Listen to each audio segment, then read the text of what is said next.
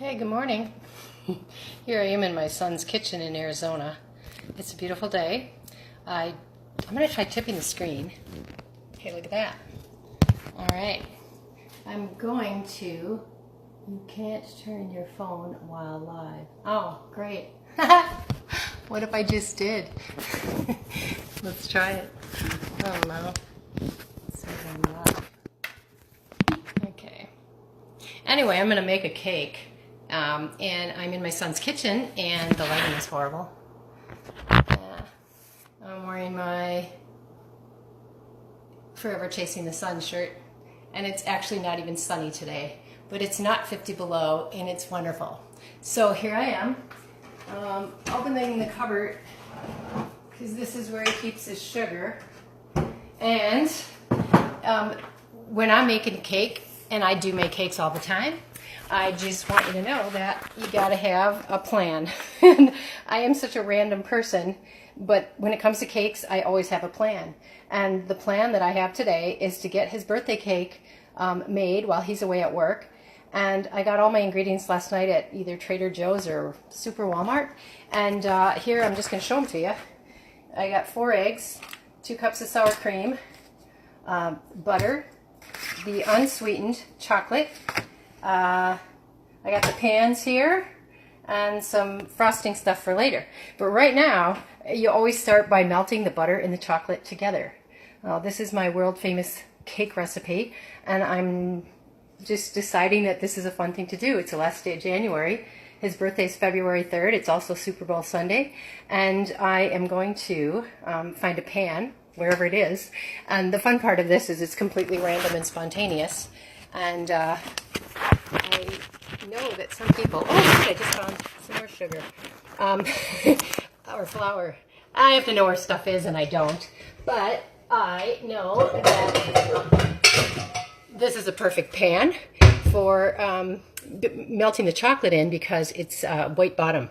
And so I'm going to get the chocolate, and I'm going to keep moving the phone, so just give it a try. This random person I am. All right, so like I said, this is the chocolate. It's unsweetened, 100% real chocolate. And what I do is I just crack it to get the pieces going. And then I put it in the pan. And get that first one going. And then I'm going to do another one. This is going to make a half sheet. And that would be enough to feed about 50 people. So I've got a bunch of pans ready to go. So in the pan are the cracked bits of these little chocolate naps. They crack pretty easily. And then I put 1-to-1 butter with it. So this is just your basic butter right here. I'm going to peel it and drop it right in the pan with there. You put it on low heat. Now if you have an oven that has a warmer on it, then I would suggest putting it on the warmer, because it's a slow melt. I do have some spatulas here. I like to get every little last bit off of the... So we got butter and chocolate, and I melt it, you know, from scratch. Buy it, put it in the pan, and melt it. Now, hi Amy, I see you're watching here. I've never done a live Facebook, especially when it comes to cakes, but so many times people said, you know, I bet people would enjoy watching you do cakes. And I thought, yeah, they probably would. So I'm going to literally come on live every day until this cake is done and decorated, and I'm going to just share a little bit of what I do and how I get started. So I have the recipe, I have the ingredients, and now I just start taking action. And it's kind of like that in life. You have a plan, get the ingredients that it's going to take to make the plan happen, and then take action. And this is my taking action. It's imperfect action. I got my little garbage for recycling, and I got the pan now with 2 sticks of butter and 2 8-ounce chunks of chocolate, and I'm going to put it right on the stove, and I'm going to turn it on as low as it can possibly be. I'm just going to let it sit there for a while. And then for me, I don't have my home environment now, so I'm going to find the best spoon I can find. And I like the flat kind of wooden spoons, but I see that he's just got a regular wooden spoon here. So that's what I'm going to stir as the chocolate melts the butter with. And then while that's melting, and it'll take a good long time because it's on low and it's not going to scorch or burn, and it's just kind of cool. It just starts to smell like chocolate, and everybody loves that smell. But I can do a bunch of things while I'm waiting for the chocolate to melt. I can measure out the other ingredients and whatever, and I showed you that I have 4 eggs. Now, I have a KitchenAid mixer, and I do everything in a certain ritual, a certain way. But what's really interesting is I don't have any of that here. And I have been doing cakes on the road for years and years and years. And I have made cakes in hotel rooms. I have made cakes in unbelievable places that people say, oh my gosh, is that a wedding cake you're working on? I don't think I've ever seen anybody do a wedding cake in a place like this. And I'm like, well, I don't think it's done very often.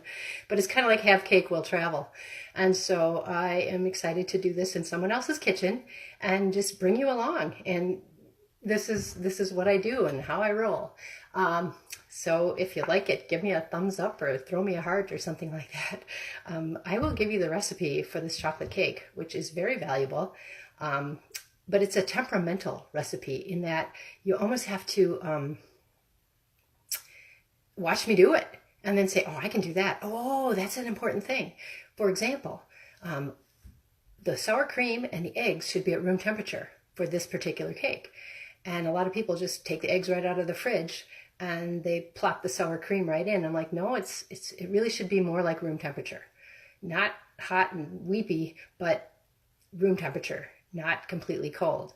So the 4 eggs and the 2 cups of sour cream, you can get out the night before or earlier in the day before you make it. And like I said, you get the butter and the chocolate. And what I'll do is I'll put this actual recipe. This is my famous Susandahl sour cream chocolate cake recipe that I've made for hundreds of people, not hundreds of years, although it does feel like it. People ask me how I got started, and I'll tell you. I was in high school, and a friend of mine on the track team was going to graduate, and she said, how would you like a job at the bakery? Because I told my boss that I would try to find somebody to take my spot. And she thought of me. And I was working at a swimming pool, actually, as a basket attendant. And I said, yeah, that'd be kind of fun. Why not? What do I have to do? She goes, well, you have to get up really early.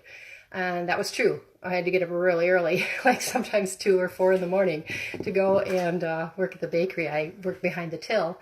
But every day that my boss was there decorating cakes, I was just hungering to learn. Oh, man, I want to learn how to do that. That looks so fun.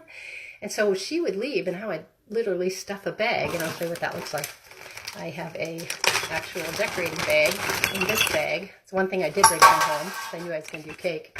And this is, well used, well worn, a little bit stained from red or pink frosting inside.